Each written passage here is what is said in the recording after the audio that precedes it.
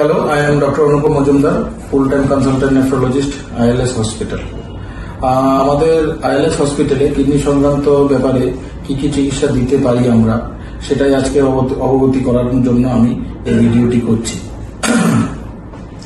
Kidney সংক্রান্ত যে কোনো রোগের চিকিৎসা সেখানে সম্ভব।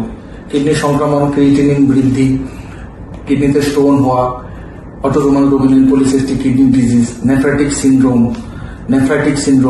Any kind of kidney problem, creatinine বেড়ে যাওয়া, ডায়ালাইসিস ইনিশিয়েশন করা, সবকিছু সম্ভব ওখানে। যে প্রসিডিওর গুলো আমরা করতে পারি বলে পার্মানেন্ট, টেম্পোরারি লাইন এবং পার্মানেন্ট লাইনটাও ওখানে হয়, যেটাকে বলা হয় পাম্প কেয়ার।